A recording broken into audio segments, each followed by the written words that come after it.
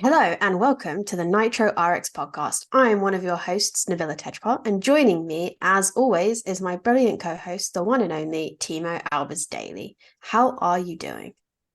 I am doing pretty good, thank you. I think this Nitrocross round doubleheader we just had is the last bit of motorsport that I have to worry about for the year. So, as somewhat bittersweet as it is, I'm glad it's over and I can just relax now for a couple of weeks because it's probably only a couple of weeks.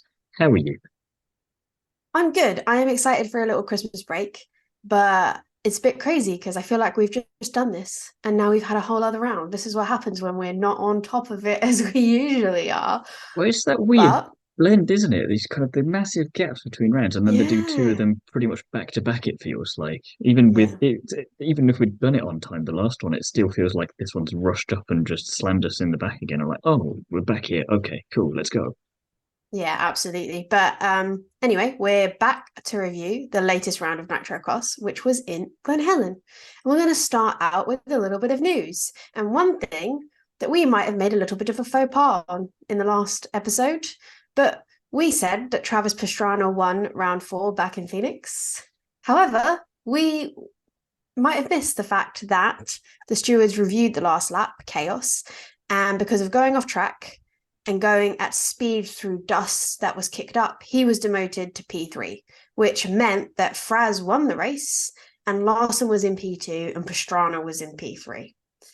So we apologize for any mistakes that we made and if we upset anybody, but these things can be missed. It's not always relayed right away. And then, we're only human, we make mistakes. Yeah, he won on track, and he said himself that while he is accepting of what the steward said, he's like, well, you kind of have to go for it as a racing driver because if you don't, then why are you even there? So it's kind of like he Exactly. won it in spiritual sense, and then we just don't focus on this bit. But yeah, we got that wrong. But hey ho, like you say, we're all human. Exactly. And obviously that might have made a little bit of some changes to the point structure that we're going to find out and No, I let you think know when weirdly we got that know. right for the last round. I think Oh, because that was already afterwards, so I think that was fine. okay. Weirdly, so it balanced out. I Cool. think we got the end result right, which is the main thing.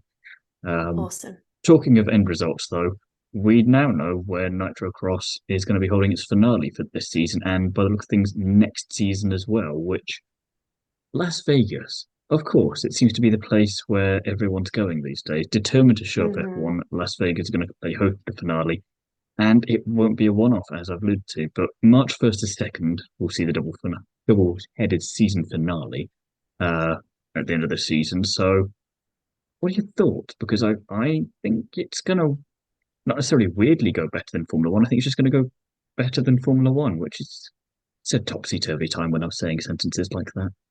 Yeah, I don't think it's difficult to make it better than Formula One, is it? It seems more Now, accustomed for Nitrocross than yeah, Formula One does. I'm curious because I don't know enough about this. But I'm also curious about your thoughts, guys, if you want to play in on this. But is this going to be on the strip like the F1? Likely not. He's likely going to be digging up somewhere in Nevada. So, yeah, okay, it'll be Las Vegas, but like, how close we talking? I know they've done some track demo sort of stuff in and around, I think, Caesar's Palace and that sort of stuff. But there was Okay. obviously some very um, well measured out executions of stunts, whereas with one Mm-hmm. car at a time rather than four barreling into any particular area. So as much as I want to see it through a casino whilst people are just sitting there doing their own thing, I think you're probably unfortunately right on this one, and it's going to be Yeah. Las Vegas, but not quite. Though I would love to be surprised by that, and it is somehow just in the city somewhere. But we'll find out. Yeah, based on how crazy Nitro is, it's possible, but based on the fact that they do dirt racing, I'm not seeing it. They might do I just some chuck a bit of dirt on it. It's fine. yeah. It's possible that they'll do some pre stuff or like post race Hmm. stuff like near there because obviously they want the hype they can get. And as you said, we've all seen, it was Ken Block actually, I think, who was driving an Audi at one point Yeah, through I Las think Vegas that's what I was seeing. casinos. So um it's definitely I'm intrigued because Travis can pull off anything, but I don't think, and maybe that will actually make it work better by the fact that it's not actually in on the strip, maybe that will work better because you get the best of both worlds. You can go to a Nitro round, you can still go back and go to the casinos, and it might just not kill the vibe as much of Vegas. I don't know. Everyone was It's interesting, but going to we be don't have time interesting to to talk about find that. out. Yeah, yeah, yeah. Yeah, Let's not go there. There's something more yeah, interesting coming up next year anyway.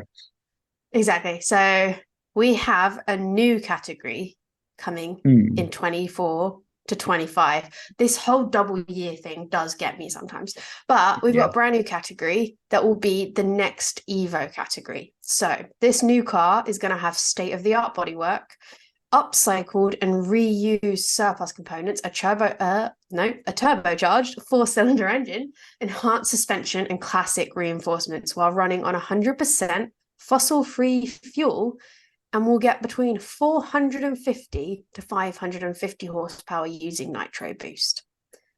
Now that to me sounds pretty fun, and I'm quite excited. Slash, if you need any drivers, hit me up.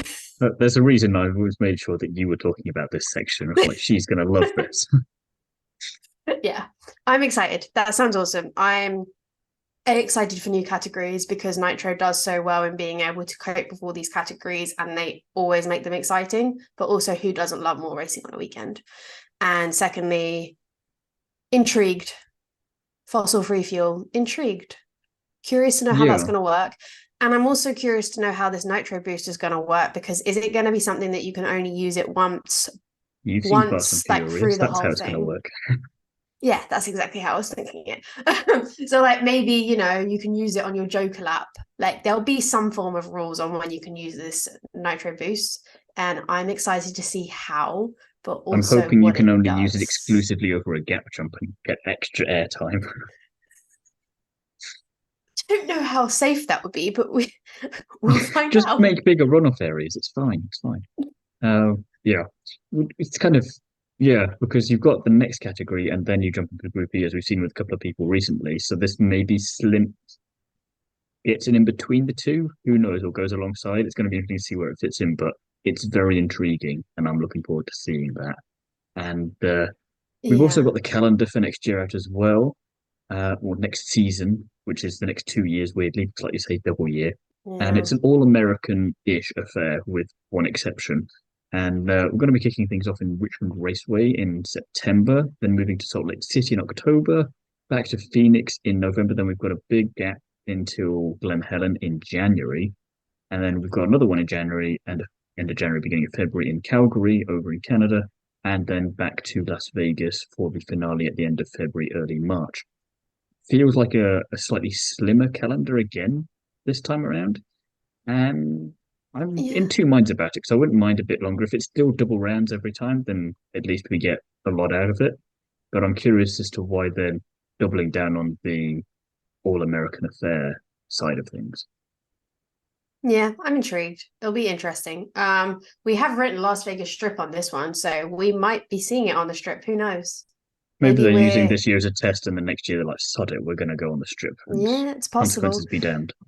If I'm not mistaken, Calgary was a really good round for them, so it doesn't surprise me that they're Yeah, going back there. And I think they might have missed the snow. It was a pretty, let's be real, the calendar wasn't as intriguing as it was last year. They did throw in some really fun rounds, and I think they've realized that snow round does make a difference, and it can yeah. probably be very exciting, and it catches people out.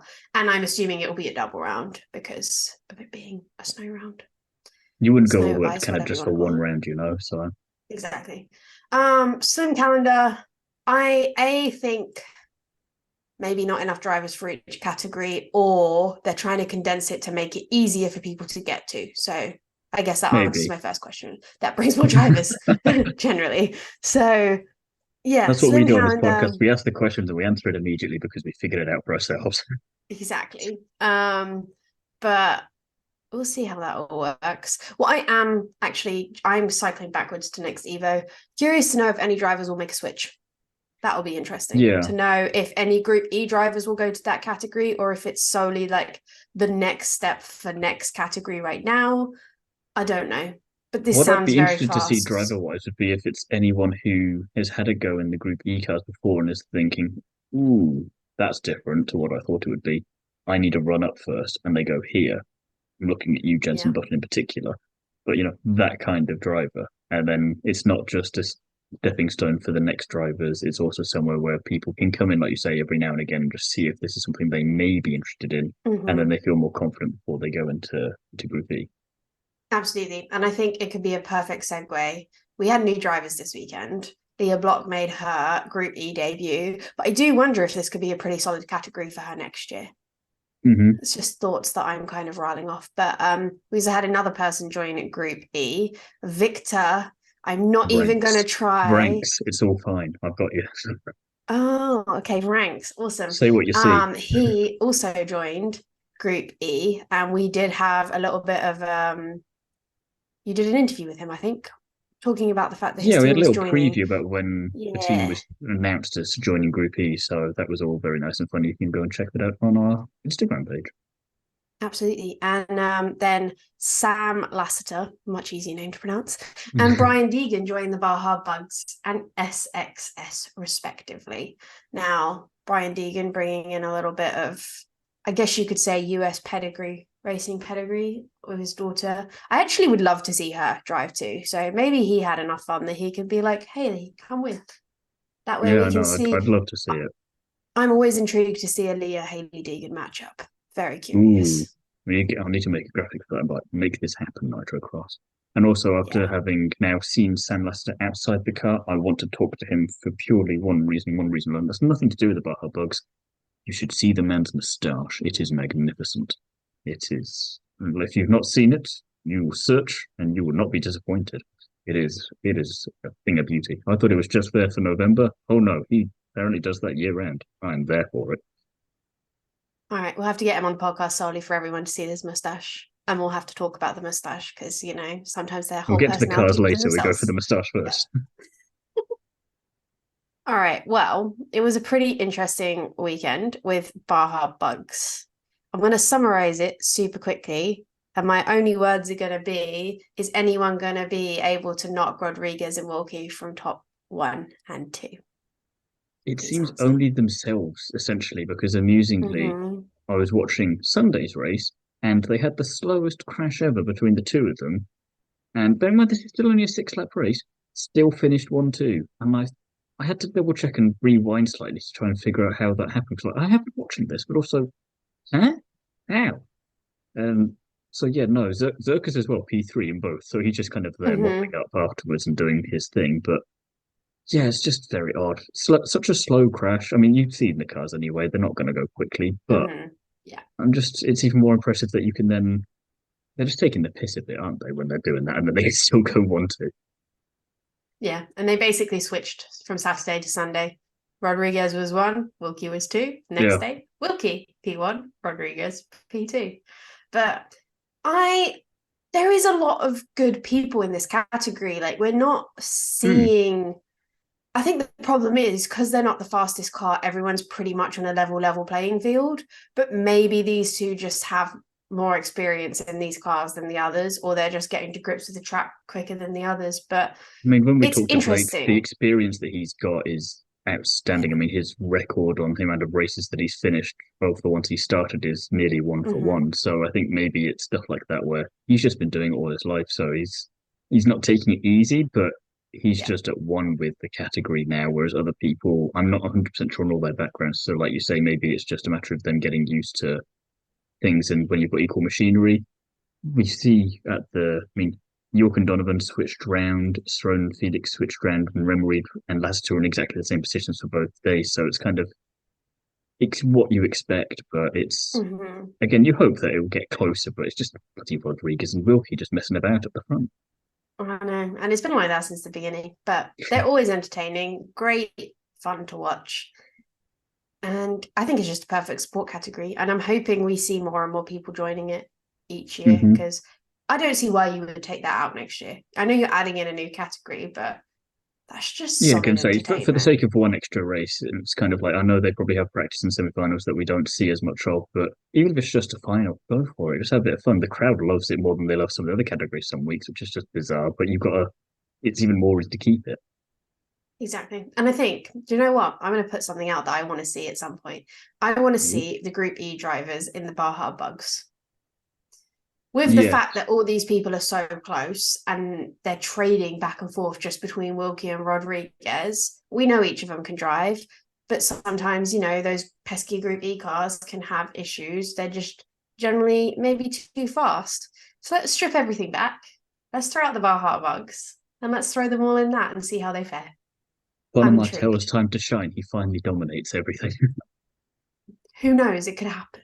It could happen. But yeah, Nitro is something to think about for next year, just for pure entertainment I'll put up a purposes. poll on Instagram and see if the people like that idea. I think it could be quite fun. But yeah, what about next category? You want to take us through? That was also in one sense business as usual because Mm-hmm. Casper Janssen won both races on Saturday and Sunday. 5 wins in a row now he's got in terms of finals. He was beaten in the semi-final on Sunday by Henderson, but that didn't translate into the win on Sunday, unfortunately. Leah Block got P2 on Saturday with Grosker in P3. It was Henderson P2, like I said, for Sunday with Vicada in P3 there. And a couple of new names which I forgot to mention at the start of this when we were going about who's new this weekend, or names I'm not familiar with in this category at least, or in Mm-hmm. Nitrocross on a weekend. And it's my turn to try and pronounce a name that I'm not 100% sure of, so apologies in advance.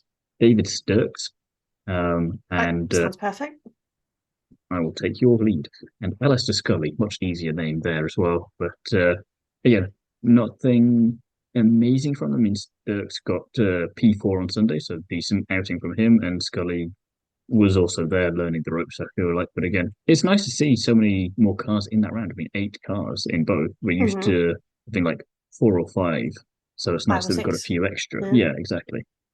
So that was quite nice to see. And again, it's a good sport category. It's just a bit like Wilkie and Rodriguez. Can anyone just stop Janssen? I Mm-hmm. mean, Henderson got close, but close is not beating him, unfortunately. No. We'll see. Obviously he's pretty much got that championship in the bag, let's be real. But It is his to lose, I think, is the I other would way of say putting so. that. I would say so. Do you know what? I'm about to say unpopular opinion. Pastrana shouldn't be driving an SXS. You really don't want him here, do you? It's not that I don't want him there. I think it's pure fun and great entertainment. And But however, I'm not going to use but because but is negative. However, how was just different. are you driving in it?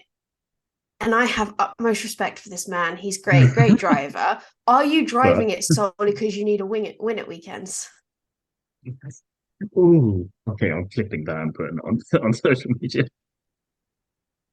Please don't. That can be fun for people who actually listen to the podcast. No, and I mean it with absolute respect. But I'm confused. Okay. Like, this category is for people to come in, have some fun, get their feet wet for the younger people that can't necessarily be in that next category yet, or the top Hmm. category, Group E. Like, Travis, you're there, you're Group E, you win Group E races. Let the people in SXS have a chance to win the category.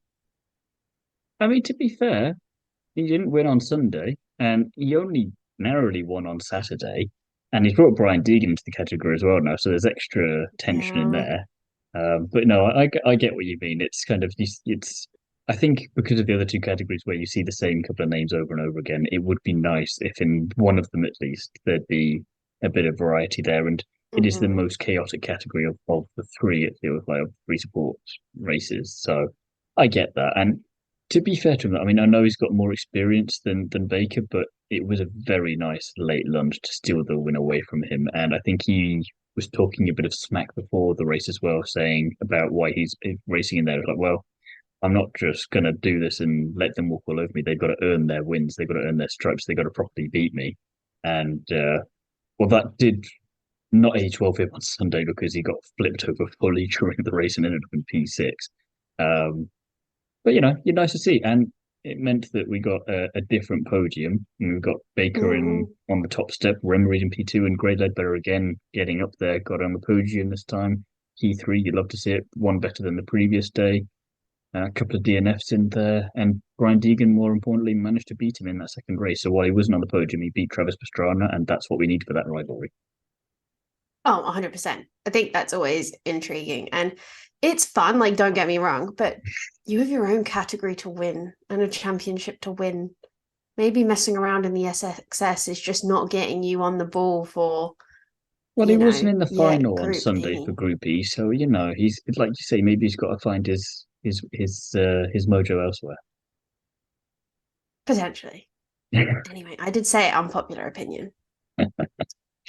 I'm just waiting for the bribe off podcast for me to not clip this. Um, Hmm. Group If you E clip it, though, it's fine. yeah, Maybe we'll get extra hits. Who knows? mate. I'll get the sunglasses to come down and just rub it on your face. It's like the gangster kind of look. Um, Group E though, Saturday. In terms of racing, that's one thing, but on another matter entirely, my God, the TV coverage was atrocious, atrocious, and I do not use that word lightly. It so it's all live and free on Rumble, which is lovely. However, the coverage started jumping immediately to half an hour, and you couldn't get back to the start. And then it started with semi-final two for Group E, then went to the top qualifying race, which I feel like we don't always get to see anyway, which was just fun, I guess, because like, I don't Mm. remember watching racing for this normally. But then you missed the race start for that. It was glitchy throughout the whole race, so yeah, didn't actually get to see it. There was no sound whatsoever, which I'll get back to in a second. It caught itself up on lap three, but you couldn't tell what happened until then, obviously, because Group E is Group E. Um, and obviously, because the top qualifying race happens before the semi-finals, we'd also go back in time to before the semi-final even happened. Then we got semi-final one, followed again by semi-final two, so it kind of sorted itself out. But the worst bit of all for the coverage was that for the entire 3.5 hours of full coverage, because I didn't watch all of it, but you skip to just see if it catches Yeah, itself yeah. up at some point. There was no audio whatsoever. And that's still the case 2 days after the event was held, which is just messy. Like I'm just I'm just listening to music at that point, watching this race going, but there's no commentary, there's no sound, there's no crowd, nothing. There's just nothing. I'm just hoping that this is interesting enough to keep my eyes, because otherwise I'm gonna have to keep going back through this and just try and figure out who's who. Right. And I am very intrigued to know how commentators felt about that, Yeah, especially because with I'm the not amount sure of as well effort. if it was fine live, maybe, but I don't know because I didn't watch. Because I'm not gonna stay up and watch it when it's like Yeah. 8 hours behind me. It's gonna be like 2 a.m. for Mm, where I am. There's no offense, Nitro, I love you, but I'm not doing that. And I shouldn't yeah. need to. And then on the playback, there's just nothing. It's like, what is That's so this? funny. We're gonna have to get um wow, name's gone. Andrew Coley to There we come go. on and let us know whether or not they literally just spoke into microphones for that long for nothing, or if it, you could hear it Yeah. live. Like, I'm curious. I'm curious because again, I didn't watch it live either, so it's hard to know if that was just what happened on their live broadcast. In which case, fix it, Does please. give me a perfect opportunity to try and see if I can get some of the footage and then put audio over it of like the Benny Hill theme when the cars are all chasing each other around the place and just make it even more. Just like I've got to improve this somehow. This feels like a way to do it. Right? Yeah. Well, Despite all that, I did actually manage to find out some results from watching it and pay attention. So Robin Larson was the top qualifier on Saturday, which was quite nice. It was quite a good race for the top qualifier, which is why I'm annoyed we don't get to see them more often. Oliver Ericsson mhm, was hot on his heels and both kind of had little crashes after the finish line, showing quite how fast they were pushing it. So that was quite nice to see. And the only reason I'm going to mention the first semi-final is because you're going to be happy with Conor Martell because he put on a very nice move on Fraz and secured P2 in that, and that got him through to the final. I'm pretty sure. So that was very nice, and I was like, oh, finally, his luck has changed. Um, he won the last chance qualifier, the first race as well. So yeah, that's where he got into the final. And despite all the mayhem at the start, with a number of lead changes, which included Brian Deegan actually leading for a second, and then he was out immediately on lap two. I'm not even sure what happened to him. Just went out. I'm like, I literally blinked, looked away for a second, and he was gone. I'm like, oh, never mind. That could have been really fun for the championship and for Travis, but never mind. He's mm. out. Um, And then towards the end, it just got incredibly windy with sand and dust being blown everywhere, and visibility was a real issue. But it looked spectacular, so that helps from an optics point of view. Oliver Ericsson managed to clinch the win. Martel was P2 in finally, and Larson was in P3, rounding out the podium, doing what he does best and just sneaking on in there, being Mr. Consistent. But I think we're both agreed Conor Martel is the boy that we're happiest about there, because just it's Yeah, time. definitely time for him to be in P2, but also happy for Ericsson and Larson, even though that screwed over my prediction of Baccarid winning and Baccarid potentially winning this season because Kevin Ericsson still beat him. So anyway, that's the correct Ericsson brother I was expecting to see on top. As of last week, I didn't realize it was Kevin. I thought it was Oliver. Happy I for will also Martel. say for Sunday, your Andreas Backerwood prediction does not get any better. Oh, I know. It was a pretty shocking weekend all around. Um, but yeah, happy with all of that. Larson, I mean, he's Larson. It doesn't surprise me. And yeah, things kind of went back to normal, except for Martel, who apparently just had the weekend of his life this weekend. And he just needs to keep that up. Yeah, and I mean it worked. It worked for that race, and despite the fact that on Sunday his end result was maybe not as good as we wanted to be, he still got on the final and he still finished. And there's solid points on the board. How many we don't know. We're still working on that, but Mm-hmm. that's better than what we've had for most of what we can remember. So we will take that at this point of the game. Exactly. But yeah, Sunday fared a little bit more interesting because we had newcomer Leah jump in Mm-hmm. there. Fraz was top qualifier, which now we understand the point structure. This makes it so much easier and so much better to Yeah, kind of extra like 15 actually points. understand.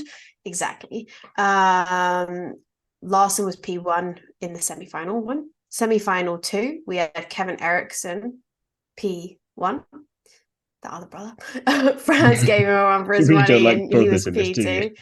It's so like Are you sure you want they Haley would Deegan to come in? Because if they start racing together, you're going to get even more confused then. no, it'll be fine.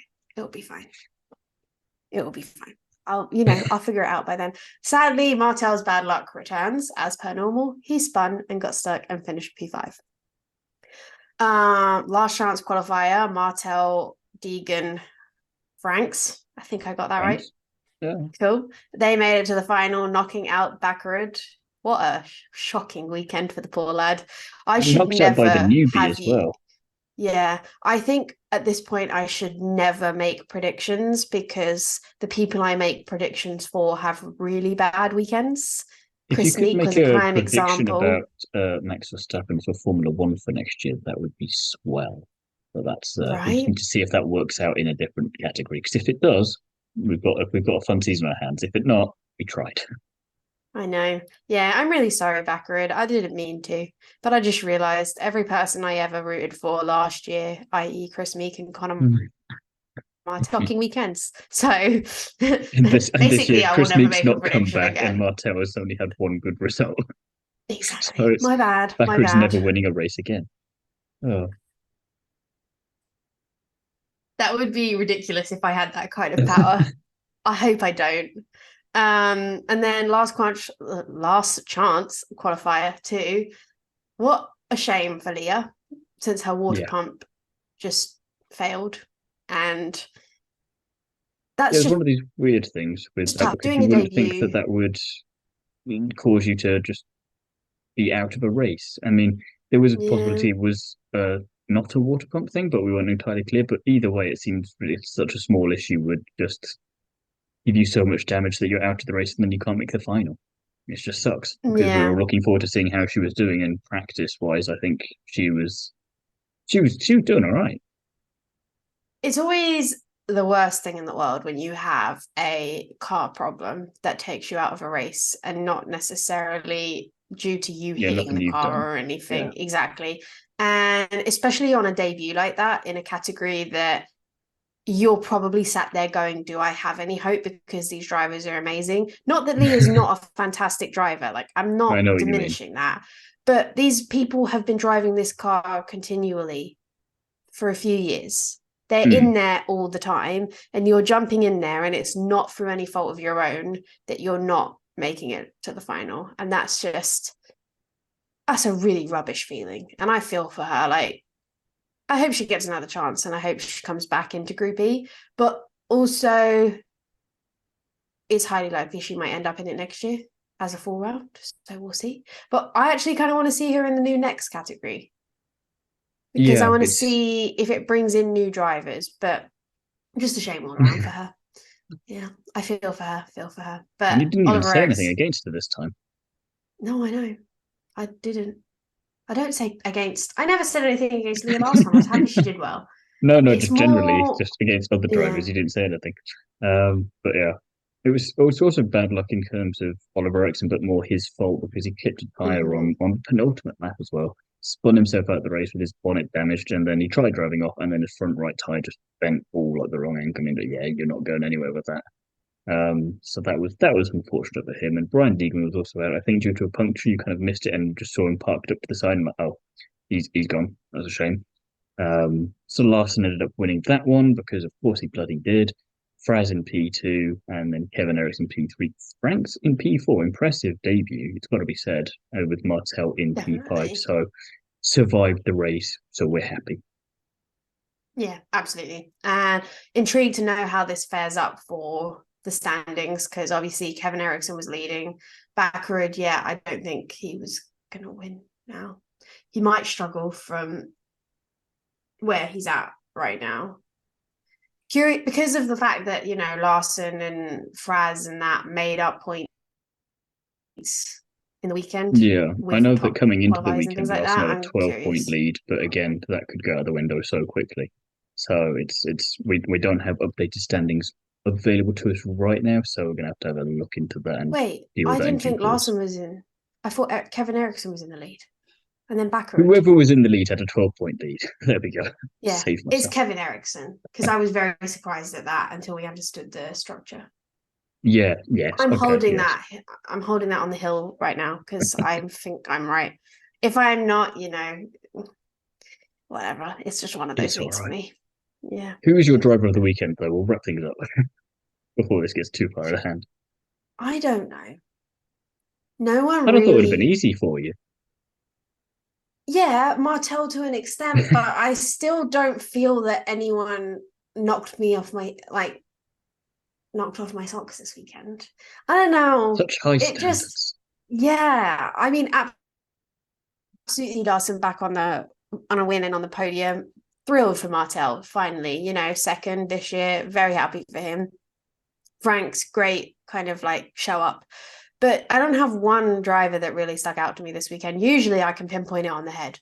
Like, it's usually a pretty clear standout. But this weekend it was kind of like, yeah, happy for all of them. People do well. Content. Fair enough, fair enough. Strict parent.